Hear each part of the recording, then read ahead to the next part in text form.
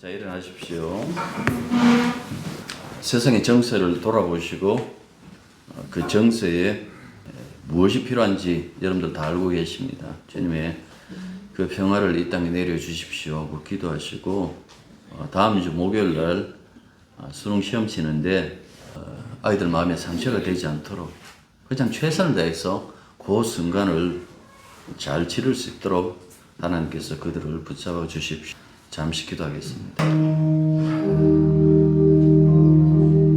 세상의 이 모든 어지러움을 해결하실 수 있는 분은 하나님 분이십니다. 사람들은 이 편 들고 저 편 들고 서로 갈라져 미워하기만 하지 문제를 해결하고자 하는 그 마음은 없는 것 같습니다. 하나님, 이 세상에 평화를 내려주시고 이들의 마음들이 갈라져 있는 것이 아니라 잠시나마 하나 될 수 있도록 도와주시기만 간절히 바라옵나이다. 다들 자신의 이익을 위하여 사는 것이 아니라 다수의 이익을 위하여 살아갈 수 있는 그런 생각이라도 할 수 있도록 이 세상에 정권을 잡고 있고 권력을 잡고 있는 자들의 그 마음을 하나님께서 다스려 주시기만 간절히 바라옵나이다. 시험치료입니다. 대입 수능이 다음 주에 다가왔습니다. 시험치료는 우리 교회의 자녀들뿐만 아니라 모든 자녀들 하나님께서 긍휼히 여겨주시고 그들 마음속에도 하나님 평화를 주시고 그 순간 최선을 다하여 시험을 치를 수 있도록 주님께서 거기만 집중할 수 있는 그런 지혜를 허락하여 주옵소서. 예수님 이름으로 기도드립니다. 아멘.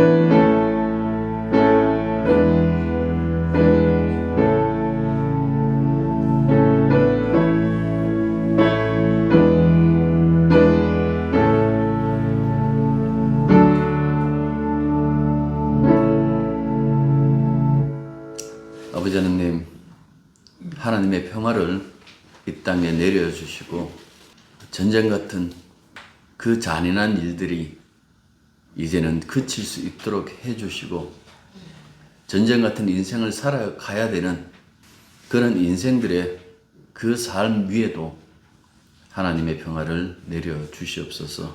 예수님 이름으로 기도드립니다. 아멘. 하나님 말씀 마태복음 25장 1절부터 13절까지입니다. 그때의 천국은 마치 등을 들고 신랑을 맞으러 나간 10처녀와 같다 하리니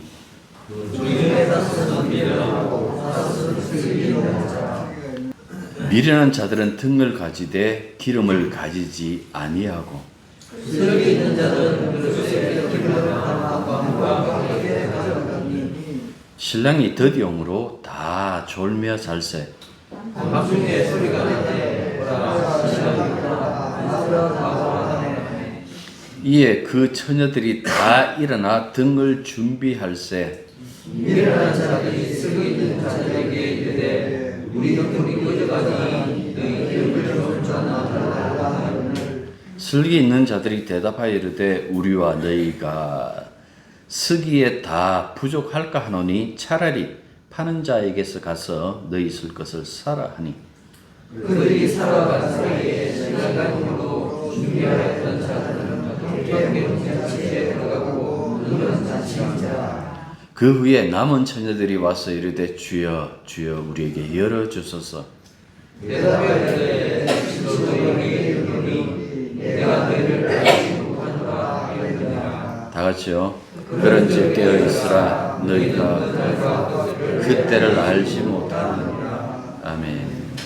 1절 보시면 그때의 천국은 마치 등을 들고 신랑을 맞으러 나간 열 처녀와 같다 하리니 하고 이렇게 시작하고 있습니다. 등, 이거는 횃불로 번역하는 것이 좋겠죠. 자, 이 본문은 여러분들이 많이 읽으셔서 아는 것처럼 예수님의 재림 때를 가리키고 있어요. 예수님 재림하실 때 그때 어떤 이들은 혼인의 기쁨에 춤추는 날이 되고 다른 이들은 이 즐거움에 참여하지 못하고 발만 동동 굴리는 그런 날이 될 것을 지금 비유하고 있는 겁니다. 그리스도의 혼인잔치에 참여하여 그와 춤을 출 기회를 모두 얻었으면 좋겠지만은 거기에 참여할 수조차 없는 자들이 생긴다고 하신 이 이야기는 우리들에게 경각심을 불러일으키기에 충분한 그런 교훈을 본문이 담고 있다라는 그 말씀입니다. 중요한 것은 여기서 슬기롭다는 것은 어떤 의미이고 어리석다는 것은 또 무슨 뜻일까라는 그런 부분이겠죠. 자, 기록에 의하면 서기 1세기 예수님 시대에 팔레스티나에서는 남자는 보통 18세에서 24세, 여자는 13세에서 14세가 결혼 정년기로 간주했어요. 고대 유대인들의 이 결혼 풍습은 지금의 우리의 결혼 방식과는 상당히 다를 수밖에 없습니다. 이 혼사가 성사되면 신랑이 신부의 집으로 가서 신부를 데리고 와야 되는 거예요. 이때 신부의 친구들이 중심이 된 이 동네의 젊은 아낙네들이 불을 밝히고 신랑을 환영하고 노래와 춤을 추는 그런 모습을 보여줘요. 그러면 신랑이 신부를 데리고 자기 집으로 돌아가는데 이 등 혹은 횃불이 암시하듯이 이 시기는 밤이다라는 그 말씀입니다. 그래서 그때부터 본격적인 어떤 혼인잔치판이 신랑의 집에서 벌어진다라는 그 부분을 우리들에게 설명해 주고 있습니다. 본문에 따르면 신랑이 도착할 시간이 특히 늦었다는 것을 나타내 보여주고 있어요. 그래서 신랑을 기다리던 모든 처녀가 기다림에 지쳐서 졸다가 잠결에 신랑이 도착했다라는 그 소리를 듣고 있기 때문에 그렇다라는 그 말씀입니다. 신랑이 도착했다라면 그때부터 그녀들은 횃불을 밝히고 신랑을 맞이하는 노래와 춤을 추기 위하여 그 앞에 나서야 됩니다. 당시에 이 횃불을 이렇게 이 기름을 묻혀가지고 불을 붙여 한 15분 정도 갔다 그래요. 15분 정도 타다가 꺼지는데 춤을 출 수 있는 시간이 짧기 때문에 준비를 철저하게 해야 됩니다. 그런데 준비를 허술하게 했던 일부 친구들이 뒤늦게 횃불이 꺼져가는 것을 알고 기름을 나눠달라고 하나 그 기름을 받지 못하고 결국은 기름을 파는 사람에게 갔다 온 사이에 잔치집의 문은 잠겼다라는 그 이야기를 해주고 있어요. 그래서 그 집 문을 아무리 두들겨도 잔치를 주관하는 자가 냉정하게 나는 그대들을 알지 못한다라는 그 말과 함께 문 열기를 거부했다라는 그 이야기가 여기에 담겨져 있습니다. 앞서도 말한 것처럼 신랑은 재림하실 예수 그리스도죠. 여기서 열 처녀는 교회입니다. 그리스도인들을 비유하고 있죠. 그 중에 지혜로운 다섯과 어리석은 다섯으로 나뉘는데 이렇게 나누는 것은 이 비유가 지향하고 있는 것이 그리스도의 혼인잔치를 마주하는 그 태도와 상관이 있기 때문에 그렇다라는 그 말씀입니다. 여러분들 여기서 지혜롭다 혹은 어리석다라고 그렇게 얘기했을 때에 이 세상살이에 얼마나 지혜롭게 대응했는가라는 그 부분을 다루는 것이 아니라는 그 사실이에요. 여러분들 그런 것들은 요구하지 않는다 할지라도 사람들은 자기 시대를 살아가는 데에 대부분 지혜롭게 처신하고 있기 때문에 그렇다라는 그 말씀입니다. 본문은 주님의 재림, 그 주님의 재림 때 이루어지는 그 혼인잔치의 풍경을 묘사해서 누가 과연 신랑이신 주님을 맞이할 준비, 맞이할 그 자세로 삶을 살았는가라는 그 부분을 우리들에게 말씀하려는 것입니다. 본문에서 나타나는 것처럼 주님의 재림은 분명히 예상보다 늦습니다. 여기서 밤 그러잖아요. 횃불이 켜지고 밤이기 때문에 횃불이 켜져야 되는데, 물론 그 당시에 대부분 이 호린잔치를 밤에 시작해요. 날씨를 이제 고려한, 낮에 워낙 뜨거우니까 날씨를 고려한 그런 것이기 때문이지만은, 우리가 이 본문을 받아들일 때는 실질적인 밤이라기보다도 여기서 밤하고 이렇게 얘기를 했을 때에 예상치 못한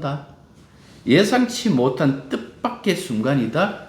그 순간에 주님이 오신다라는 것, 여러분들 이렇게 이해하시면 좋겠다라는 그 말씀입니다. 자, 그런데 언제 오시든지 그거는 좋습니다. 어차피 주님의 마음이니까. 문제는 왜 열이 이 둘로 나눠져야 될까요? 어떤 사람은 지혜롭다고 그렇게 칭찬을 받고, 또 어떤 사람은 어리석다라고 그렇게 얘기를 들어야만 할까요?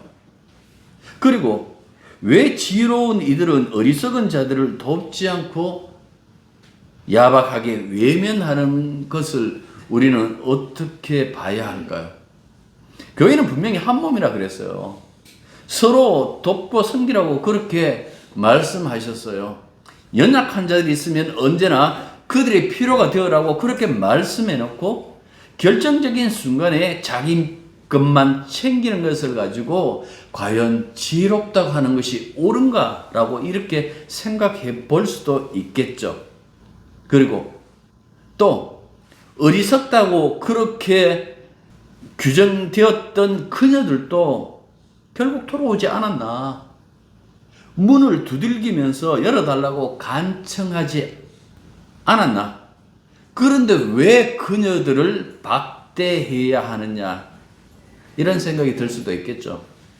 여러분들, 성경의 비유를 가지고, 이건 뭐 메타포 방식이라 그래요. 그러니까 은유. 이런 글씨에는 뭐 과장이나 비약이 있을 수밖에 없어요.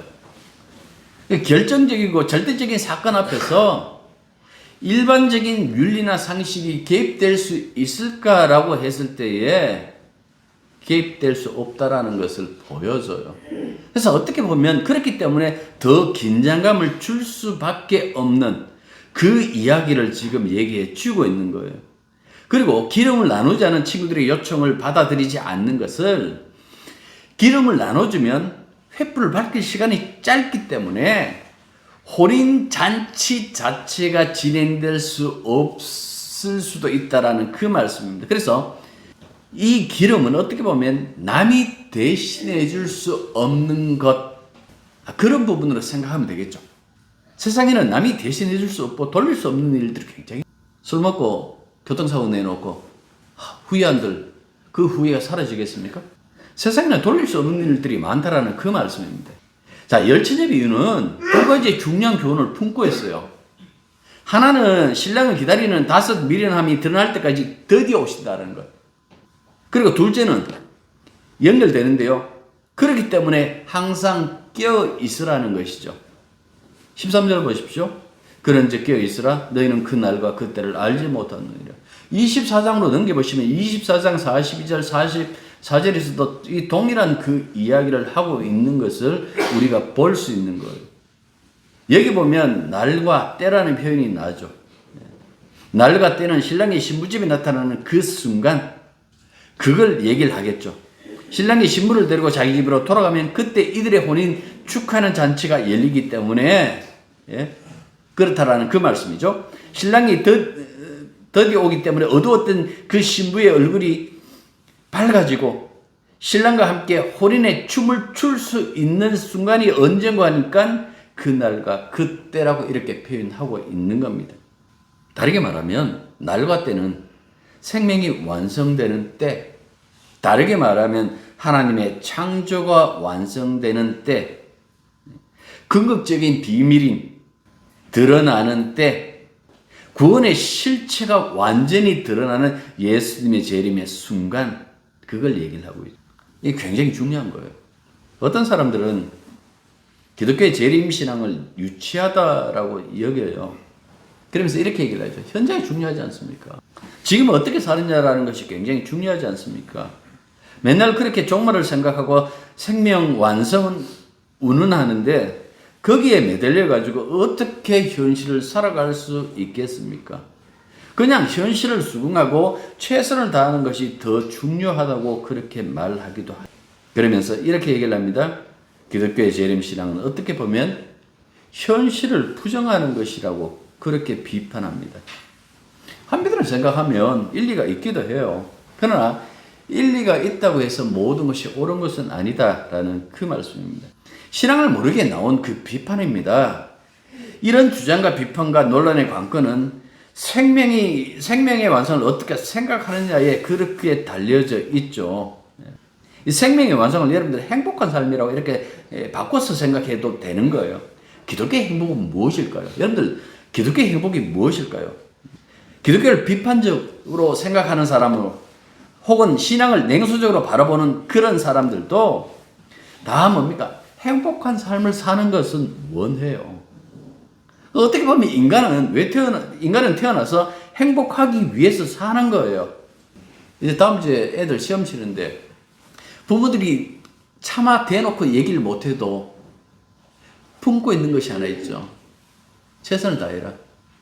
네 행복이 그 시험에 달려 있을 수도 있다. 지금까지 세상이 그걸 보여줬으니까. 서열 매겼잖아요. 서열을 매기고 그 서열대로 세상이 그렇게 돌아가는 것을 봤으니까요. 시대가 제시하는 그 행복한 삶의 조건을 갖추기 위해서 모두가 애써요. 그런데 그것을 여러분들 가만히 이렇게 압축시켜 보시면 무엇이라고 생각해요? 사람들 만나가지고 우리가 그 친구들 만나가지고 믿지 않는 친구들 특히 만나면 그 얘기를 해요. 하나는 돈 얘기예요.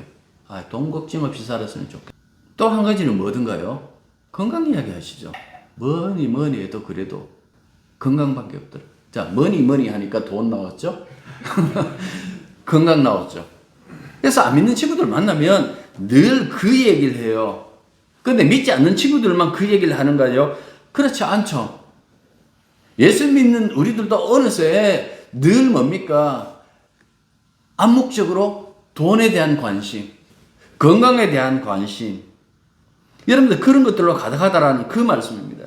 부자가 아니라 할지라도, 진짜 운동선수가 아니라 할지라도, 아쉬운 소리 하지 않을 정도의 돈, 그냥 내가 생활하기에 불편함 없는 그 몸, 그것만 있으면 남부러울 것이 없다라는 그 이야기예요. 정권이 바뀔 때마다 복지사회에 대해서 이야기를 해요. 그 두 가지를 여러분들 축소시켜 보면 역시 뭡니까? 국민들의 돈, 국민들이 건강하게 살 수 있는 그 삶을 충족시켜 주는 것이라고 그렇게 할 수 있겠죠. 근데 과연 그 두 가지가 충족했을 때 그것이 행복한 것일까? 행복하겠어요? 그 행복은 착각이 아닐까요? 내게 부족함이 없다라는 그 자체가 과연 그것이 행복일까요? 너무 순진한 생각은 아닐까요? 냉정하게 보면 그것은 자기가 자기를 속이고 있는 것은 아닐까라는 그 말씀입니다. 어린 시절에 행복은 군것질거리 있으면 좋죠. 그래, 자기가 놀 수 있는 놀이거리, 장난감이 있으면 다 행복하다고 그렇게 생각해요. 근데 어른이 되면 여러분들 다른 생각으로 살아야 되는데 어른인데도 불구하고 뭡니까? 여전히 자기의 먹을거리, 자기의 어떤 그 만족거리를 찾고 있더라면 그것이 과연 정상일까라고 그렇게 생각이 드는데 그렇지 않나요? 현대인들은 지식인이라고 그렇게 자부해요. 많이 배웠잖아요. 근데 실제로는 어린아이처럼 살고 있는 것 아닐까요? 양철북의 그 오스카처럼 자라나지 않는 그 어린이 정확하게 봤다라고 생각해요. 지금도 보십시오. 남의 것을 뺏기 위하여 싸우는 거예요. 끊임없이 싸워요.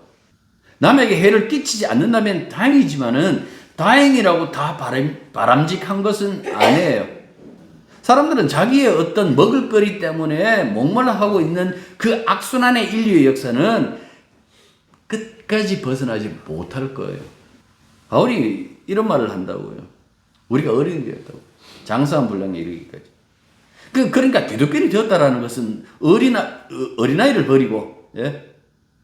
어른으로 산다라는 것인데 갈라디아서는 이렇게 얘기를 하죠. 초등학문. 다시 말해서 세상의 인식에 종노릇하지 않는 것. 그게 예수 믿는 사람의 특징이다라고 그렇게 얘기를 했는데 과연 그러냐라는 그 말씀이죠. 그래서 주 예수를 믿는 우리는 성경이 말하는 구원, 즉 생명의 완성을 마음에 두고 살아가야 되는데 그 완성의 순간을 가리켜 오늘 본문은 그 날과 그 때라고 말하고 있는 거예요. 개정과는 다르게 킹 제임스나 루터 성경에 보면요, 여기에 관계절이 하나 더 붙어 있어요. 인자가 온다라는 그 관계절이에요. 그래서 뭐 이것은 어떤 사본을 사용하느냐에 따라서 다르게 번역되는 것은 사실이지만은 거기 보면 이렇게 돼요. 너희는 인자가 오실 그 날과 그 때를 알지 못하는 이유는요? 간단하죠. 앞서도 말했잖아요. 그 날과 그 때는 우리가 결정할 날이 아니기 때문에 그렇다라는 그 말씀이죠. 자, 본문에서 지혜로운 다섯은 미련한 다섯보다 더 똑똑한 머리를 가지고 있다고 생각하지 마십시오. 현실감이 더 뛰어나다는 것도 아니에요. 어떻게 보면 현실감이 더 뛰어나고 그렇게 뛰어난 것은 주님께 어리석다고 지적받은 이 다섯이 더 뛰어날 거예요. 그 왠가니까 이들은 앞서서 말한 것처럼 주님과 함께할 혼인잔치보다도 자신에게 주목하고 있는 주어진 그 현실에 지혜롭게 대처하며 살았기 때문에 그렇다라는 그 말씀입니다. 여러분들 이런 태도가 어리석다라고 평가를 받는 것은 재림 때뿐이에요. 현실 속에서는 이 사람들이 지혜로운 사람이에요. 이 사람들이 똑똑한 사람이에요. 자기 삶에 최선을 다하고 살았기 때문에 이 사람은 칭찬받을 사람들이다라는 그 말씀입니다. 자기 시대를 살아가는데 그 누구보다도 뛰어난 그 지혜를 발휘했기 때문에 그렇다라는 그 말씀입니다. 따라서 지혜롭다고 칭찬받은 것은 현실감에서 뛰어나다는 것이 아니에요. 어떻게 보면 한편으로 생각하면 우직한 거예요. 미련한 거예요. 이 세상의 관점에서 보면. 근데 뭐가 달랐을까요? 이들도 보시면 신랑을 기다리다 지쳐 잠을 자요. 이 장면이 굉장히 재밌어요. 생각해 보십시오. 분명히 껴있으라 그러면 나머지 슬기로운 다섯은 잠을 안 자야 돼요. 그런데 성경에 보면 다 같이 졸고 다 같이 잠을 자고 있었다라는 그 말씀입니다. 그런데도 어떻게 이들은 신랑을 맞이할 수 있었을까요? 자신의 사명, 자신이 무엇을 해야 되는 사람이라는 그 사실을 잊지 않고 있었기 때문에 그렇다라는 그 말씀입니다. 쉽게 얘기할까요? 그리스도인으로서 사명을 잊지 않았다라는 그 말씀입니다. 어리석은 다섯 처녀도 혼인잔치에 참여해서 신랑과 함께 춤을 추는 기쁨을 누리고 싶다라는 그 열망만은 남에게 뒤지지 않았어요. 그런데 문제가 있었죠. 자신의 역할을 너무나 안일하게 생각했다라는 데 있는 거예요.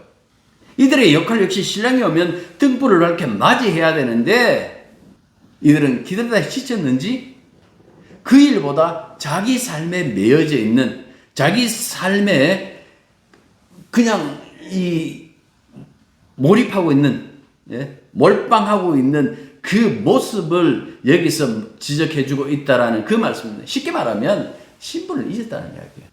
이들은 신랑 기다리는 자들이잖아요. 그 신분을 잊은 거예요. 사명을 잊어버린 거예요. 그래서 실패한 것이다 라는 그 말씀입니다. 앞서도 말한 것처럼 예수님의 재림이 늦어지는 이유는 모두의 어리석음이 드러날 때까지잖아요. 그때까지 주님이 늦게 오시는데 그 늦게 오시는 그때에 보면 두 표로 결국은 갈라질 수밖에 없는 그 이야기를 해주고 있어요. 성경에서는 끊임없이 경고해요. 알곡과 가라지 비유도 역시 마찬가지입니다. 사람들은 이렇게 항의할 수도 있겠죠. 주님, 우리도 기다렸어요. 그런데 안 오셨잖아요. 2000년이 지나버렸는데 안 오시는데 당연히 그냥 현실에 집중할 수밖에 없지 않습니까? 그 부분을 얘기를 하고 있을까요? 여러분들, 어느 누구도 예수님만 기다리고 사는 사람 없어요. 그걸 본문이 얘기해주고 있잖아요.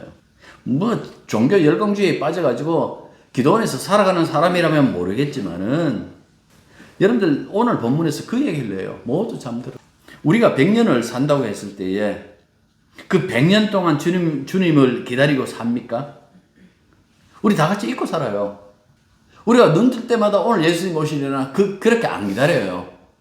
이런 설교 들으면 그래 예수님 재림하시지 조금 생각했다가 며칠 지나면 또 잊고 사는 것이 우리들이다라는 그 말씀입니다. 이걸 주님이 모르시는 것이 아니다라는 그 말씀입니다. 세상 사람들만 재림 사건에 잠을 자는 것이 아니라 우리도 그리스도인 우리도 자주 잠을 자며 그것을 잊고 산다라는 그 말씀입니다. 그런데 다른 점이 있다라면 이 지혜로운 여인들의 다른 점이 있었다면 주님이 다시 오신다라는 그 진실 하나만은 간직하고 있었다라는 그 말씀입니다. 때때로 자신을 돌아보고 주님을 맞이할 준비를 챙기는 거예요. 깨어 있으라라는 것이 밤낮 눈을 뜨고 있는 것이 아닙니다. 졸다가도 눈을 뜨는 그 순간 내 인생 자체가 신랑을 기다리는 인생이지. 여러분들 그걸 생각하는 가지고 얘기를 하는 거예요. 신랑이 내가 언제 가겠다고 자신이 갈 그 시간을 제공하지 않았어요. 본문이 이야기하는 것처럼 많이 더디 오기도 했어요. 그렇기 때문에 신랑이 지적한 미련함은 졸음이 아니에요.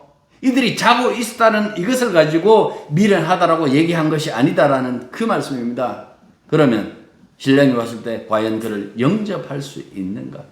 꺼져가는 혹은 꺼져 있는 그 횃불을 밝히기 위한 그 기름이 있는가? 그 기름이 뭐겠어요? 제가 보기에는 여기서 지혜롭다 했을 때라고 그렇게 얘기를 하는데 그 지혜는 다른 것이 아니라 늘 신랑이 올 것을 염두에 두고 살았던 것을 얘기를 해요. 제가 자주 했던 말씀 중에 하나죠. 미래를 돌리지 말라. 장래로 돌리지 말고 미래를 언제나 현재로 살아가는 것이다 라고 그렇게 얘기를 해요. 예비한 기름이 언제 필요했습니까? 신랑이 오실 때 필요했잖아요. 그것처럼 신랑이 올 때 필요한 그 삶 미리 확보하면서 살아가라라는 그 말씀이죠. 어렵다면 쉽게 얘기하죠. 우리의 미래가 예수님입니다. 그것은 끝이에요. 여러분 준비할 거 없어요. 우리의 미래는 예수님입니다. 현재 예수님과 함께 살면 우리의 미래는 이미 확보된 거예요. 지금 그 얘기하는 거예요. 신랑이 오는 주님이 오실 때 그때 예수 믿겠다. 때가 이미 늦어버린 거예요. 신랑이 오시면 천국 문을 닫혀버려요. 우리를 데리고 그 하늘나라로 들어가요. 지금 보이지 않는 우주의 어디쯤이라고 생각하지 마세요. 그래서 여기서 지혜롭다라는 것은 그 신랑이 자기 미래라는 그 사실을 알고 현재를 살아가는 사람들, 예수를 영접하는 사람들, 예수와 함께 살기를 포기하지 않는 사람들, 이렇게 사는 사람들이 예비한 기름을 가지고 있는 사람이에요. 우리가 예수 믿다가 죽든지 아니면 우리가 예수 믿다가 살아있는 순간에 예수님이 오시든지 상관은 없어요. 차이도 없어요. 예수님이 언제 오시든지 그것도 우리가 알 필요가 없어요. 항상 주님과 함께라면 지금 이 시간 주님의 말씀을 따라서 그분을 믿고 순종하고 살아가고 있다라면 이미 미래는 우리와 함께하고 있는 거예요. 그것이 대단히 중요하다라는 그 말씀입니다. 여러분들이 천국 들어가기 위해서 지금부터 철저하게 준비해라. 교회에 열심히 있어야 되고 여러분들이 그 어떻게 맡겨진 일에 그렇게 충성하고 일부 맞는 말도 있지만은 정말 중요한 것은 그 삶의 전부가 예수님과 함께 동행하고 있는지 지금 예수를 믿고 그 삶을 살아가고 있는지 이것이 굉장히 중요하다라는 그 말씀입니다. 천국을 앞당기는 것, 미래를 앞당겨 사는 것, 다르게 말하면 믿음으로 사는 거예요. 그러나 어리석은 사람들은 이렇게 사는 것을 생각하지 않아요. 그러면 미래는 미래고 현재는 현재다. 역사적 미래주의자들. 이들의 생각은 뭡니까? 가만. 그리고 또 한 가지는 뭡니까? 그때도 늦지 않았다라는 거예요. 주님이 이런 자들을 어리석다고 얘기를 하는 거예요. 주님이 오시는 그 순간 나도 예수 믿을래요 하고 손을 든들 여러분들 그 사람이 구원이 될까요? 주님이 지금 책망하고 있는 것은 어리석다고 얘기하는 것은 미래를 생각하지 않는다라는 말이 아니라 미래를 앞당겨 사는 지혜가 없다라는 그 점이에요. 에베소서 5장 16절에 보면 세월을 아끼라는 그 말씀이 있잖아요. 세월을 아끼라. 시간을 여러분들 그 시간표를 만들어 놓고 그 시간대로 그렇게 살라라는 그 이야기일까요? 뭐 그렇게 힘들게 어떻게 살아요? 왜 세월을 아끼라라고 그렇게 말씀하셨을까요? 바울의 말은 사도의 말씀은 이거예요. 네가 하나님의 백성이다. 네가 그리스도인이다. 네가 어떤 삶을 살아야 옳은가라는 것을 잊지 말라라는 것을 세월을 아끼라라는 그 말로 표현했을 뿐인 거예요. 누가 그런 얘기를 하더라고요. 인생은 순례길이다. 끝을 모르기 때문에 무작정 달려가는 것이 아니라 걷는 과정을 소중하게 여기면서 천천히 걷는 것이다.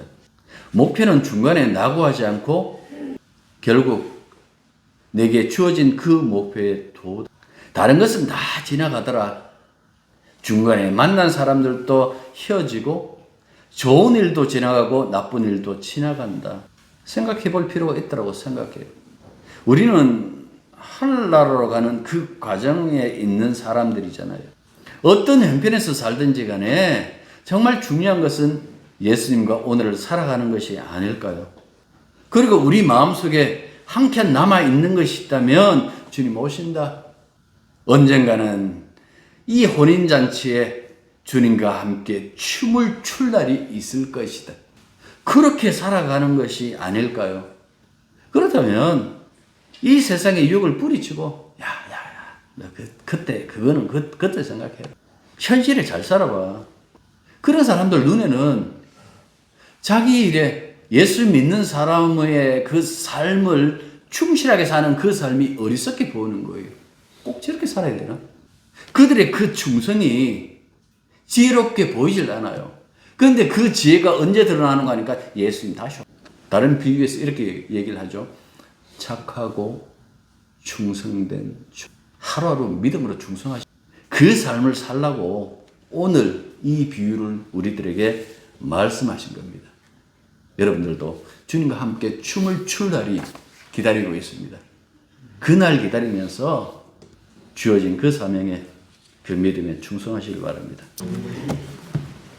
이 세상으로부터 미련하다고 얘기 듣는 것이 지혜로운 것이고 세상에 민감하기보다도 주님께 민감한 것이 지혜롭다라는 그 사실을 잊지 말게 해 주십시오.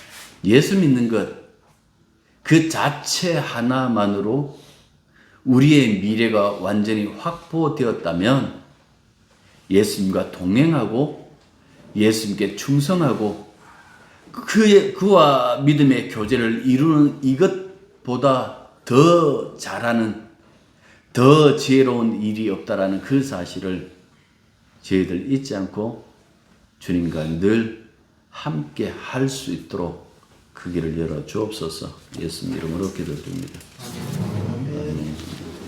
네, 교회 소식 전합니다. 다음 주 목요일 날 아니죠, 이제 며칠 안 남았죠. 4일 남았죠. 대입 수능 시험을 치르는 우리 윤정현 그리고 차정현 박예은 그리고 시험을 치르는 모든 그들 위해 하나님의 평화를 주십시오. 인생이 시험으로 말미암아 달라지지 않는다라는 것을 알게 해 주십시오. 그래서 잘못 쳤다고 엉뚱한 생각하는 아이들이 없도록 도와주십시오. 어른들은 알 거예요.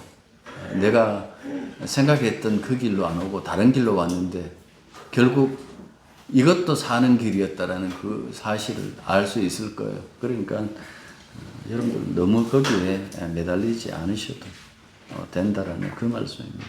이제는 우리 주 예수 그리스도의 은혜와 하나님의 극진하신 사랑과 성령님의 교통하심과 교제하심이 진실로 신랑 되시는 주님과 함께 춤을 출 그 날을 기다리는 당신의 백성들 위해 항상 함께 있기를 축원합니다. 아멘.